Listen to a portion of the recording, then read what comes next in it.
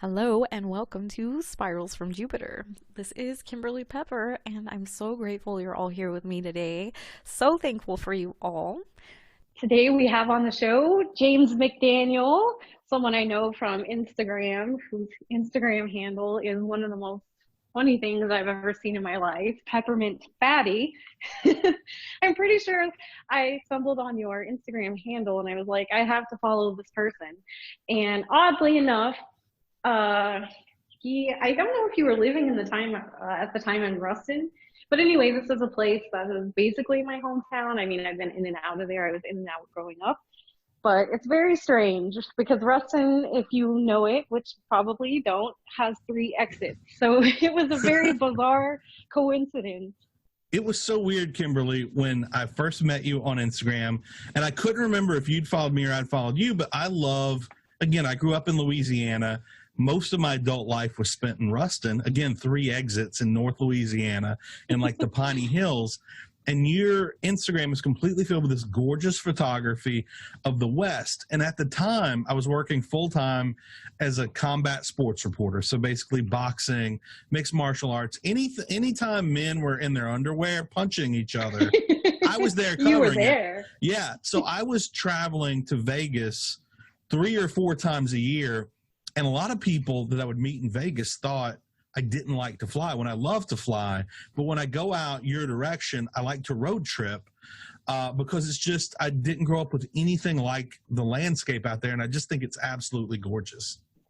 It actually they call New Mexico the land of entrapment, and the locals here call it that because it is so stunning, and honestly they're being sarcastic, but I like to put my positive spin on it and say it's because the landscape is so captivating that it's very hard to compete with.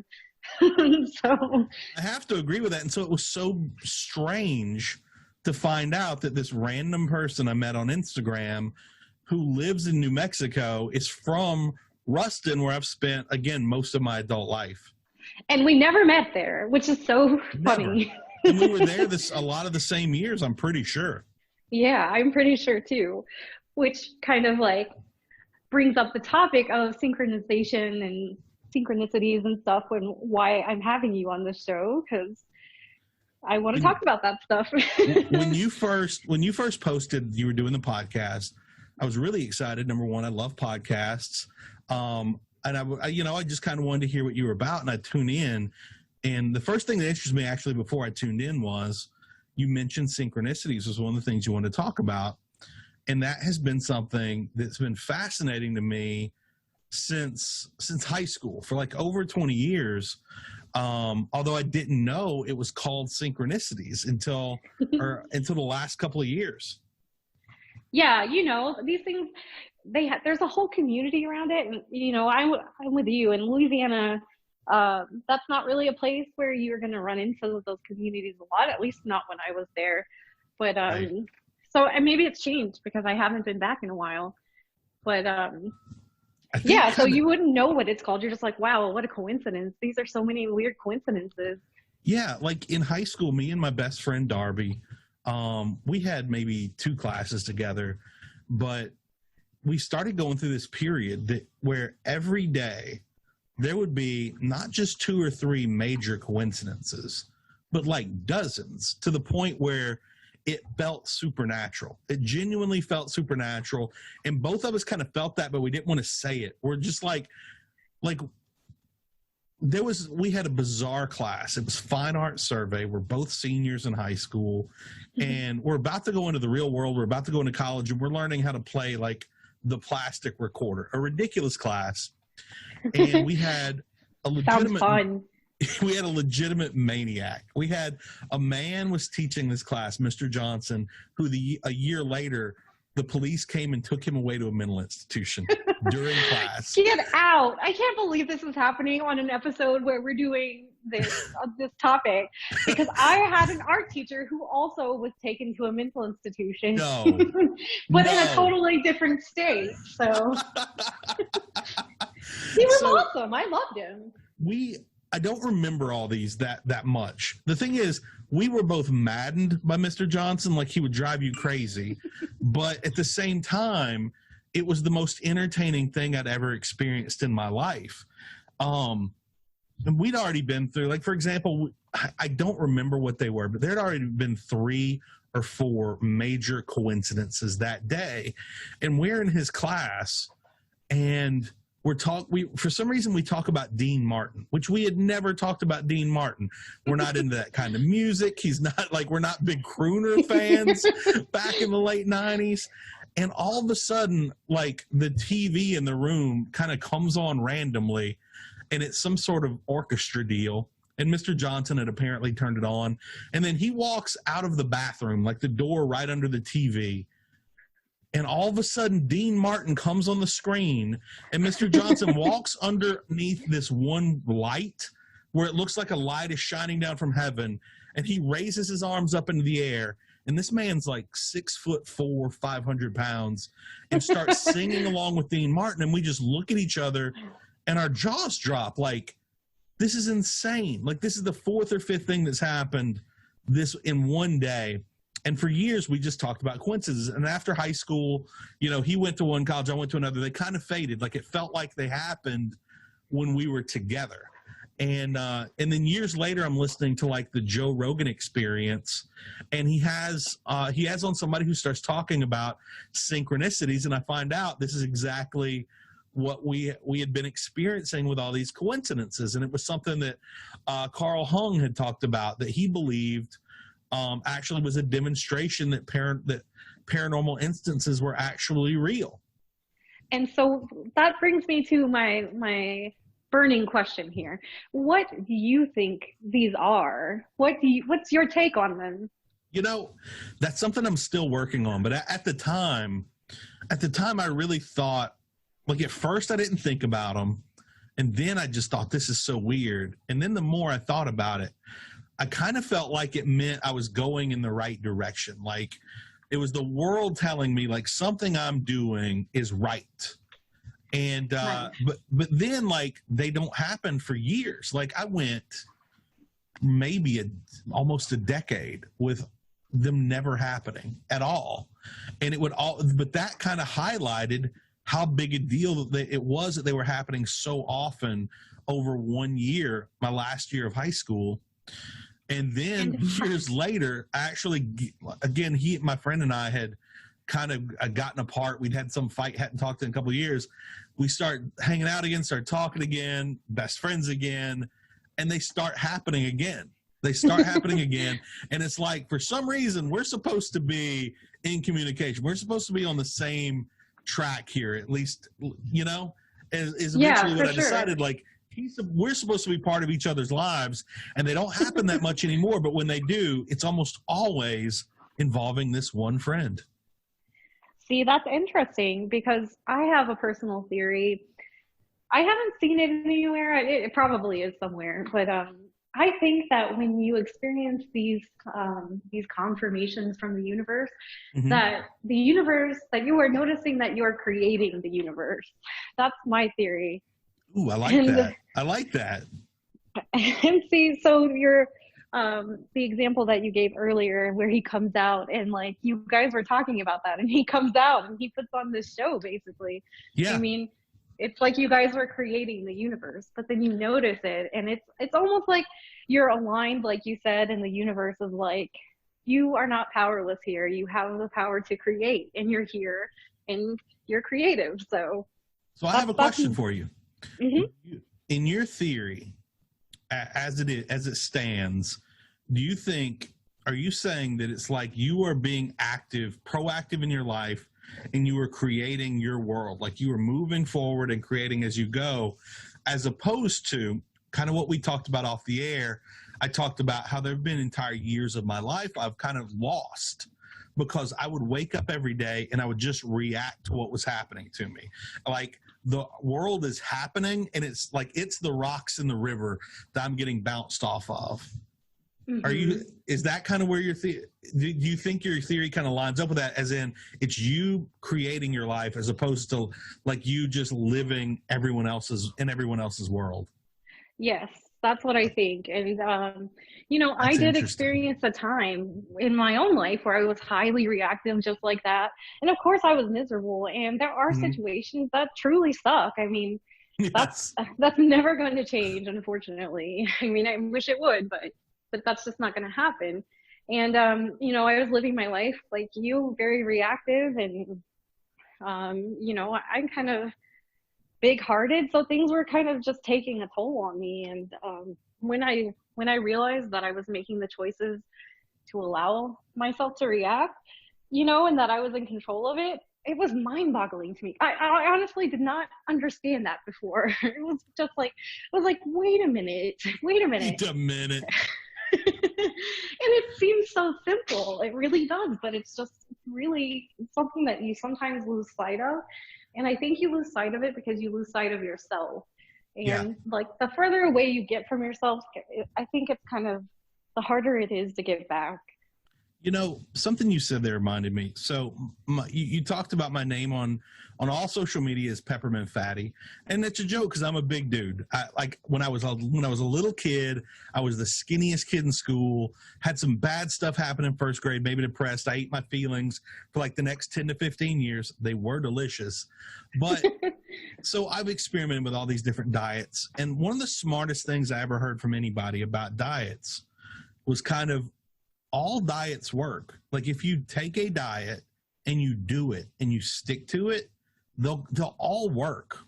The problem is finding one that you can do and you can stick to. And most are very simple. In fact, most of the things that help everybody in life are very simple. Like the idea of getting up every day and being intentional about what you're going to do, and like having a list of even just 3 or 4 things you need to get done that day and doing it. That's simple, but in the grand scheme of things, it's so hard to find a course like that you can stick to every day while you are in fact reacting to bad things happening to you, because it doesn't matter what your attitude is or what your plan is. You know, in fighting, because I used to cover fighting, Mike Tyson said everybody has a plan until they get punched in the mouth. Yeah. And that's kind of what life is. And I feel like one of the best attributes you could have is being able to just take a punch, because man, life kicks the crap out of me every day. Yeah. And the thing is staying on course is so hard, Kimberly. It really is. And I want to circle back to the dieting thing, because I'm 5 feet tall, so I have to be very, very careful. Like, I am built like a child. I'm like, thanks, universe. This is great. I can take in 500 calories a day. So I don't take in 500 calories a day. I take in far in excess of that. But anyway, so I was like, all right, I've got to find a way to eat that I can totally stick with, that's not going to be out of control, because I love food. You know, Louisiana kind of gets you hooked on food. But so I keep joking, it would be so much easier to lose weight if I lived in any other state other than Louisiana, where everything is deep fried and covered in A2 fat. Yeah, so much butter. And it's so delicious too. Yeah, and like there's times I think like, man, because low carb diets work for me, different variations, and they work for a lot of people. But like, I think, oh man, we have all this seafood, but it's all battered and it's all fried. It's all fried. Yeah. But yeah, it's like I was going to say, like, carbs. With diets, you're right, they all work. And so what happens is people start some diets. You know, I've done it too. I've started some diets, and I fail miserably, because it's just not in my nature to not eat certain things, right? Yeah. And so I think with diets, finding something that's sort of truer to yourself, you know, and eating things that you enjoy and not being hard on yourself. I think that's what makes a diet successful, is finding how it relates to you as a person, instead of saying, well, you've got to find the diet that fits your lifestyle, that fits your tastes. Everybody in the world could lose all the weight just eating lettuce, but nobody's going to stick to that diet. That sounds like a miserable existence. It's such a miserable existence. But like, and that was there's a book I read called The 4-Hour Body. I really recommend it. It's a really good book, even if you don't want to do the diet that's in it. The diet's only one chapter of it, but that's what they talk about. Like, everybody would lose weight with that, but nobody's going to stick to it. The idea is to find the one that you are most likely going to be able to actually do for an extended period of time. And and that all comes down to who you are. It's different for everybody. It always drives me crazy. People are like, you have to do this. This is the only way to do it. There's a million ways to do it. There's a million, there's something for everybody out there. And that's another thing too. Like, our society always wants us in boxes, and I dare call you odd. I consider myself odd, so like I think that's why we hit it off. Badge of honor. That's a badge of honor for me. I once got into an argument with a friend of mine. It was back in the day. It was in the MySpace days, Kim. And it was like one of those little surveys, like 20 questions, like who's your quietest friend? Who's your weirdest friend? And I called my friend Jennifer weird, and I took that as a compliment. And she's like, "Why didn't you call it?" Like, they asked for preppiest. I should have been preppiest. I'm like, that's a negative to me. Like, that's a pejorative term to me, preppy, and not like weird is cool. Weird is different. Weird is unique. It's interesting. And weird is authentic because, and most of the time, because society is like, you have to do this and you have to do that and you have to be this and you have to look this way. And, I'm not about it. I was really blessed with a great dad. And he was a very, very different guy in that, like, when we were kids, like, everybody was pushing their kids into like organized sports. And he's like, I want my kids to be kids. If they want to play an organized sport, that's great. I'm not making them do it. And when they're ready to quit, like, quit. He's like, some of the worst things I've ever seen happen to people were because they weren't afraid to just cut their losses and go a different direction. When everybody else is like, I don't care if you broke your knee, you're going to keep running, kid. Yes, and around there, that was okay. Anyone who doesn't know anything about the South, sports there, and especially everything. Children's sports, it's everything. But like, no, they take these like child games very seriously. It is a very serious event.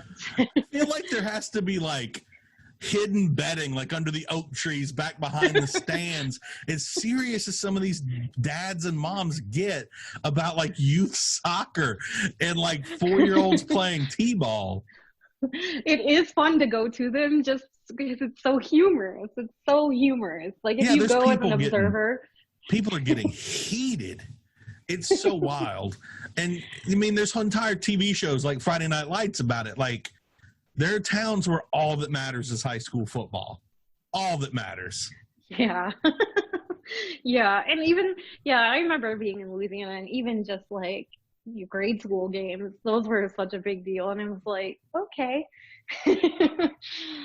But, that's our thing. That's cool. But I'm just explaining to everybody that this is a very serious thing. So his dad saying what he was saying is a very radical statement there.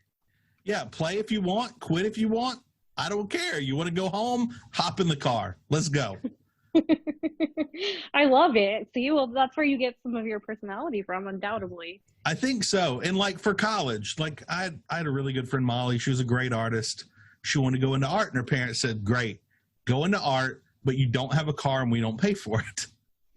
As in, we don't pay for college. And so she ended up getting kind of put there, like, you can go into business, anything like that. And my dad's like, I don't care if you take basket weaving, just get your degree. He's like, in fact, if they have basket weaving, take basket weaving. Do not care.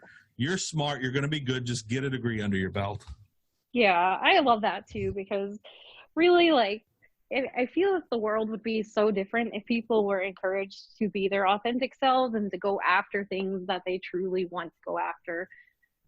It's so weird how we get trapped. We get trapped in thinking like, oh my gosh, I can't do this, or I can't move from this job, or I can't do that.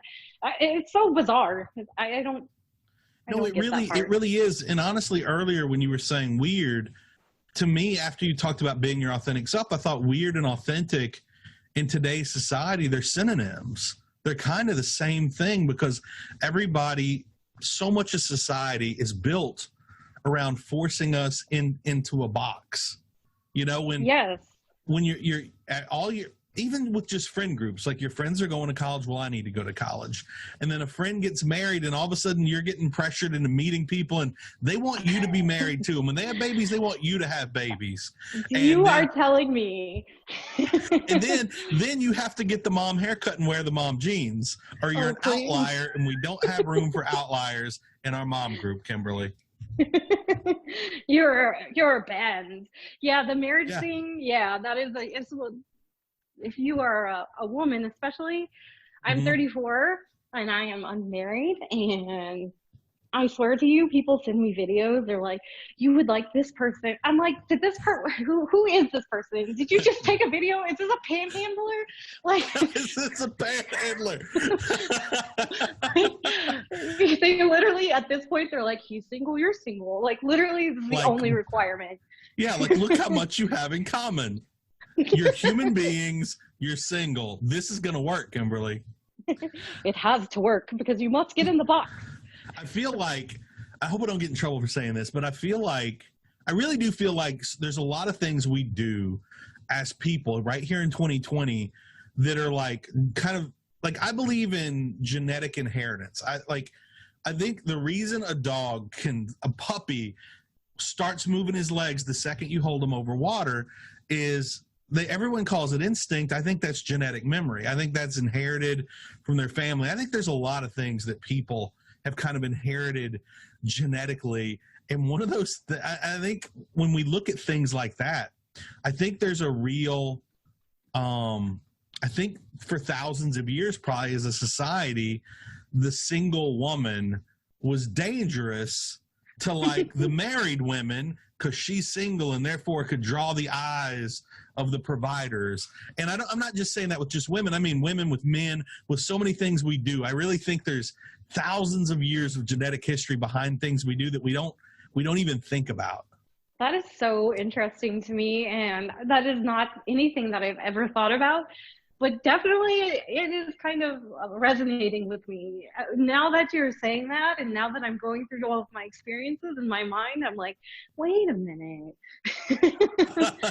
And I think it's the same. It's not as heavily enforced, I don't feel like, with men, but I think it's a very similar thing. If everybody in the group is married and you've got your one like good-looking single guy or good-looking single women, I really do think it's like it's not a front of mind thing. Nobody's like, oh, taking you as a threat, but I think deep down it's like this could be a threatening thing to all of our situations.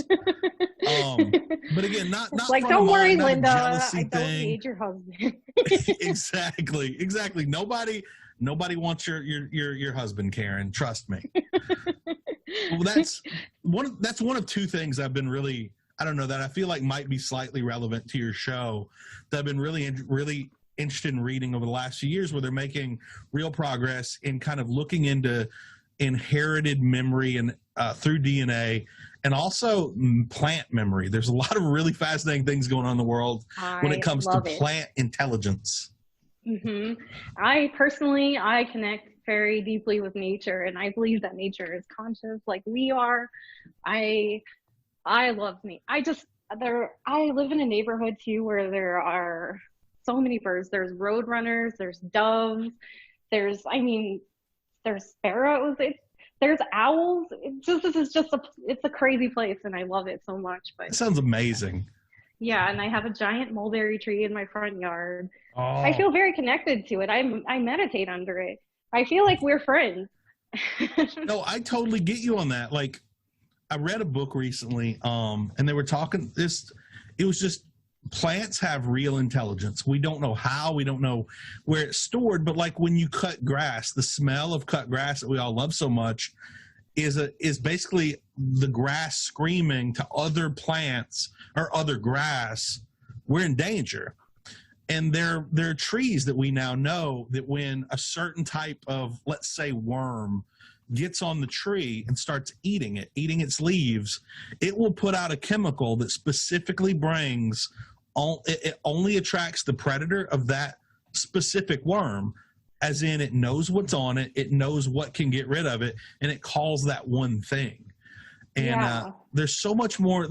Again, one of the things I tell people is, why do you think an onion makes you cry? because it does not want you cutting into it. It doesn't want you killing it. That's why it makes you cry. It's trying to get rid of you. Exactly. Yeah. And I think it's a mistake to see the world in a disconnected way, which I feel a lot of people do see the world in a very disconnected way. Mm-hmm. I've learned so much about just paying attention to animals, like you said, or like I was saying earlier, how the universe is just sort of confirming, like, you're on the right track and yeah, you're doing this right. You know, I'll see an animal like a roadrunner, and roadrunners are known for being tenacious, and they don't need much water, and you know, they're very tough. I don't know if you've ever seen a roadrunner kill something, but I haven't.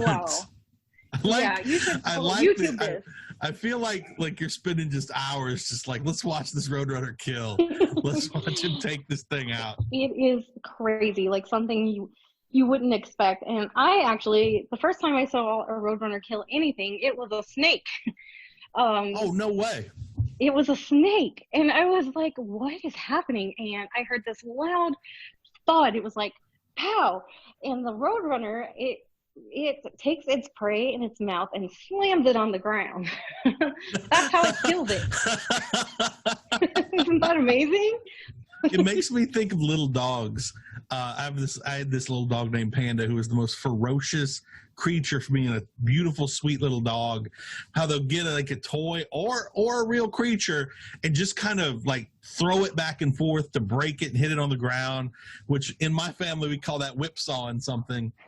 And but yeah, this tiny little roadrunner, they're kind of thin, they're small, they're petite, just slamming something on the ground like the Incredible Hulk to kill it. Snake.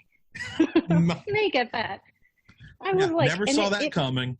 It was so loud, and I was stunned. I was on a nature trail, and I was just standing there like in awe of this creature that I was like, wow. So when I see a roadrunner and if I'm feeling like I need encouragement and I see a roadrunner, I'm like, okay, I just got it, because here's this teeny tiny creature surviving in the desert, you know, doing its thing. It's total badass, really. I kind of feel like we're talking about you now. You are this teeny tiny creature surviving in the desert. You're kind of a badass. I don't know how many snakes you've beaten to death personally, but it feels like there's a real connection. If we're calling certain people, no, I'm just kidding. There are definitely snakes in all of our lives. I'm just kidding. But see, and then that takes me back to self-mastery, which is one of the most beautiful gifts that the universe has ever given me. And I'm not calling myself a master of self. I'm saying that I work every day to be a master of self, but right. It protects me from those kinds of things. It really does, because the things that I fell prey to before I stared this journey, that's just not going to happen these days. I just really have curious. such a different outlook. How long this journey, the whole journey of self-mastery that you are currently on, how long would you say that journey's been going on in its current form, I guess you could say? I can tell you exactly. Ooh, that's awesome. So I started this journey on June 25th of 2019, so it hasn't even been an entire year, although we are coming up on We're coming up on the anniversary. Yeah, which I plan to celebrate. As well you should. Yeah. So are you comfortable talking about what started it? Yeah, for sure. I've talked about it a lot now. But basically, I was super miserable. So, like most of us are at some point, right? Because I was being highly reactive. I had been in a relationship with someone who probably wasn't the nicest person to me, and like allowed that to happen. And right. It wasn't, and that was kind of agitating some things that I needed to deal with. So I'm very grateful that happened. Mm-hmm. But I was at this whole breaking point, and I just totally, it was so dramatic. It was really, really dramatic. I just kind of like slumped on the floor, and like, you know, I was totally like crying. It was so ridiculous. And I'm like, that's it, I can't do this anymore, you know? And I had an out of body experience where I kind of just saw this wisdom and I was like, oh, okay. That's Which is, fascinating. it is, yeah. And I still don't fully understand it. But one thing, before that, I was reading tons of self-help books and, you know, like I was telling you earlier, they were just like, feel better. And I'm like, okay, yeah, sounds like a plan. But, but, they, you know, I was desperately trying to find these tools. And that's why, you know, I don't claim to be any kind of expert or anything. I just want to share because I was looking for these tools everywhere and I literally couldn't find them. And then I had this out of body experience. And so I get up afterwards and I'm like, you know what? Everything is going to change right now. Everything is going to change right now. And it literally did. It literally changed. I love that. And I love that you're willing to say you're not an expert. Because I think generally, if anybody even close to our age says they're an expert in something, my knee-jerk reaction is they're full of it. Yeah. And I think it's more powerful to help, like with your podcast, to follow somebody who's still in the kind of the beginning stages, even if like you've come probably, it sounds like you've come a really long way in this year, but I'm way more interested in kind of being a part of the journey and being there for all the future revelations that are going to come. That's one of the reasons I've really been enjoying your show so far. Well, thank you. And I'm happy to have you on my journey. And yeah, what I want to do is kind of share with everyone my real-time experiences and my real-time failures and my real-time lessons, because I am the kind of person that will hear something and if it resonates and it sounds good, then I'm like, yeah, that's good advice. And maybe if someone out there hears it and doesn't have to go through the same awful experience and they're just like, nope, I'm going to take this other route because that sounds better, you know? Yeah. And right now, I mean, let's be honest, right now, there's probably more miserable people in the country than maybe at any time in modern history. There's so many people without jobs, just that can't see loved ones, just so much like that. There's so much turmoil. There's a lot of hurt out there right now. Oh, absolutely. And especially, there's just, here's my theory about 2020. 2020 kind of forced us into our houses, right? They forced us to face our, I don't know who 2020 is as a they, but okay. Let's do it. 2020 as a person. 2020 as a person. Into our houses. Mm-hmm. Yeah. And made us look at ourselves in a way that we didn't have time to before. And I feel like it's overwhelming. It's really overwhelming. And then on top of that, you know, we have all this other stuff going on. But at the same time, we have 2020, and you can see in society that people are like, okay, we're done with these old patterns. We're done with these old patterns. Like, people this year seem to have that on their mind. And I really think it's because, you know, they got to spend that alone time with themselves. You really just hit on something that I had not fully realized yet. And I think that's one of the really tough things in 2020 for people, like outside, like let's forget the bigger picture of not having jobs and these other things, but being alone. And I'm really lucky that I'm in the South. So I've got a big yard and a nice back porch and I can like go hang out in the swamp. But there's so many people in this country that they are in tiny apartments, in apartment complexes, in cities where there's no really good place to go get out and about. They are stuck there completely by themselves. And when you're stuck, when you're stuck completely by yourself, you are faced with you. And so many times, like in our daily lives, like at one point, I don't usually work a 9 to 5, and we can talk about what I do right now for a living in a little bit. But like I worked a 9 to 5 for a little while, and I would get up every morning and I would drive a half hour to work. And on the way, I realized I was seeing the same people on the road every day. And I'd get off work, and it was like a mentally taxing job. And I'd get home, and for the first month, I would fall asleep by 7 p.m. There was no time for self-reflection. There was no time to do anything having to do with me. And then on the weekends, generally after people have faced a week like that, they're getting together with friends, they're blowing off steam. And as soon as they've blown off their steam, it's time to go back to work on Monday. And right now, everybody has all this time. And a lot of people, I think, are finding they're not really happy with themselves, with who they are. And that maybe that's the root cause of a lot of their unhappiness in life, is because they're not happy with themselves. Yeah. And and you're right. The world is designed in a way that it just sort of robs us of that intimate time with ourselves. And like the boxes we were talking about earlier, I know in the South, you're encouraged to marry pretty young. So yeah. Actually, I'm basically 90 there. Yeah, exactly. You're Southern Baptist 90 for sure, and putting me around 100. I actually just saw a thing on Reddit today that blew my mind. I don't know how much time you spent on Reddit. It was in the WTF subreddit, and it's an announcement of this couple. She died in like 2006 at like 100. He died in the 80s at like 80 something. When they got married and they have the wedding photo, he was 27 and she was 9, and his wedding present to his wife was a doll. What? Oh my gosh, I have to find this. I saved it. I will send it to you. It's not quite that extreme these days, but yeah, like not every girl, that is completely, a lot of women I went to college with at Louisiana Tech and Ruston, their express stated goal was, I'm here for 4 years, and when I leave here, I'm getting married immediately. Yes. Yes. And that was the expectation in this small Southern Baptist kind of rural Louisiana town. Yeah. And if they're happy, that's great.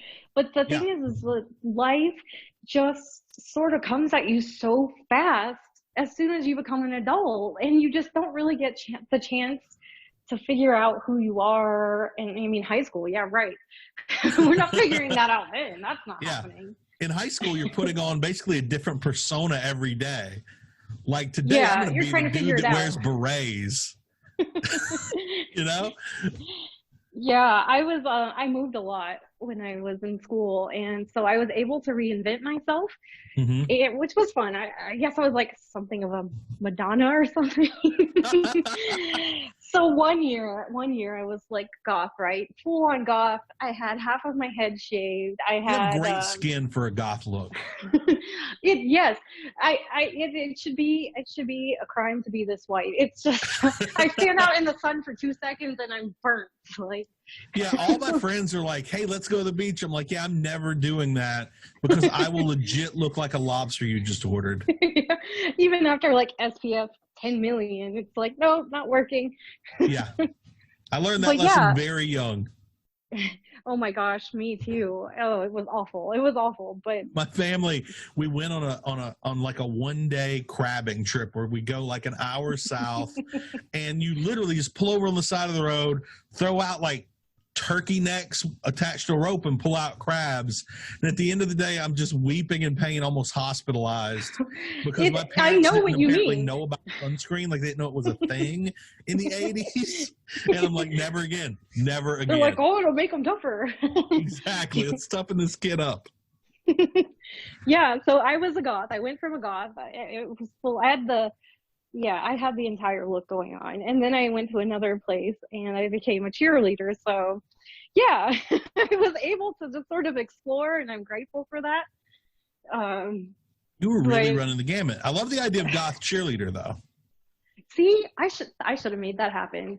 You could have. I have a feeling that it's just so disappointed in you. This sounds like a character I must put into a book, but but yeah, you don't get the chance. You don't get the chance to figure out who you are, and I think that's a real shame. But I do think 2020 did force a lot of people to figure some stuff out, and I think that's why now people are like, you know what? I don't like the system, or I don't like this, and I'm not putting up with it anymore. and it's really great. And I've seen a lot of people legit talking about that. And this is something I believe for years is I think our society is set up in a specific way where to force people and not have time to think and to do. And that's why we're seeing so many people fighting for societal change right now. A lot of people realizing, hey, this guy, I shouldn't have let this guy do this to me 10 years ago. And like, I'm seeing it everywhere. Again, we've got the big things. We have the BLM protests. They're on TV. We have all this, but then on smaller scales, I'm seeing on Twitter, like in professional wrestling, like just professional, like 70 people got called out this week for inappropriate sexual behavior. And it's like everybody has time right now, has the time to really sit back and think and like look back on their lives and realize these things were not okay. And these things in society aren't okay. And I think part of it is, I think over the decades and the generations, I think kind of the powers that be have seen, like, how do I put it? When people have time on their hands, they realize they're kind of getting a raw deal. And there's more people getting a raw deal than the people that aren't. And so you want people to be busy. You want people to have 40-hour work weeks and 2 days off, because that only gives them the time to refresh for Monday and not the time to start thinking about, hey, maybe cops shouldn't be killing people as much. Yeah, exactly. And so people, you know, they're like, this is so crazy and all this chaos. But to me, and maybe it's just that I'm a positive person, I think it's unfortunate that the chaos has to happen. But I think it's a good sign, because I think people are saying, you know what, I live on this planet and I have a choice in how it operates and how to create it. And I think that's great. It's growing pains, I feel like. And I'm not religious anymore. There was a time when I was, and there was a pastor who I really liked and I still very much respect, who talked about, like, nobody sits in a nursing home and thinks back and like, you know, remember that really good time when I was wealthy and everything was going right for me? Boy, I really grew during that year. That's not how it works. No story there. No, there's nobody's telling that story later on in life. It's always the hard times. It's always the painful times. And 2020 feels like maybe this huge global growth spurt that we're all going through, that maybe we should have been going through over the years, but it's all hitting at once because we're all just sitting at home thinking and reevaluating things. I know I've reevaluated things because, like, I have high blood pressure, and I had it even when I was a kid for some reason. It's something inherited. So, like, I don't know how many people know this, but like, that's the number one thing that kills people with COVID-19 is people with high blood pressure get killed. So if I get this, I'm probably not going to fare well. And it really made me think, like, I have not been proactive in my life. I have been kind of I've been letting the current take me, and it could all end. And when I never really took control of my life. And so I feel like it has been one of the best things to happen to me, as hard as this year has been, because now I'm making decisions based on the future and trying to guide my life in the direction I want it to go. Because for too long, I've just been kind of bouncing around and just like, oh, well, I'm on this shore now. I guess I'll hang out here for a few months and just back and forth. And that's a waste of a life, because even though I have my theories, otherwise, there's a good chance we only get the one. Yeah. And, you know, there's no way to know. So we should just operate that way and appreciate it as a gift. And I think, and I'll wrap up with this, but I think 2020 is kind of showing everyone that we can be the artists of our own life. Like, we don't have to say, well, that's just how it is. No, we're here too. We have a say. Exactly. Doesn't work like that. Nothing is just how it is. Everything in our lives, our language, everything was created. There was a show I watched once where somebody made up a word, and they're like, oh, that's a made up word. And their response was, all words are made up. All of society is made up. It all started with a guy and a girl at some point sitting there, and they just started making things up, and that's society. And you can create your own world, you can create your own subcultures, anything you want. You can do it. You just have to kind of take it in your own hands and try.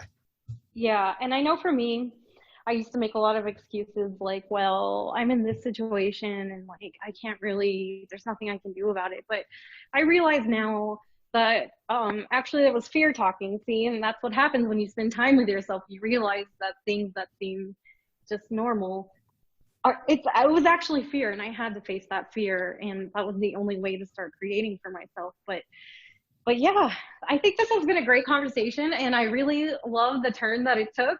It's been amazing. I'm so happy to have you on. Thank you so And much for having me on. It's Sure. really an honor. And and if this went the wrong way, feel free to not air it. But I had a really good time talking Oh about all this no, with you. this has been a great conversation. Great conversation. I certainly will be on. And also I want you to tell everyone about any projects that you have going on real quick. Oh yeah, so I am a digital producer and host for Discovery Networks, mainly HGTV and the Travel Channel.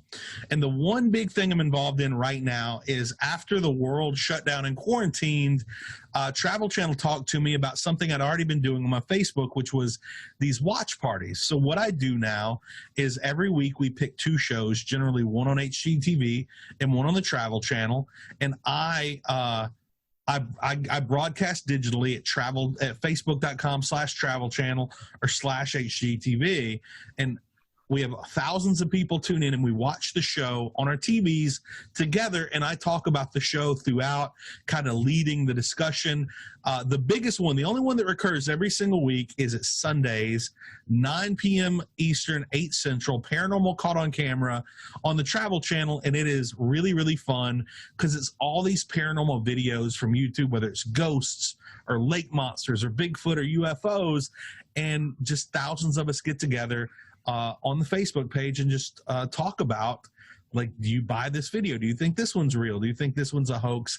It's a lot of fun. I tell people I'm their quarantine buddy for the hour. So if you're into the paranormal, tune in this Sunday, 9/8 Central, facebook.com/travel channel, and look for a big red bearded guy, and that'll be me.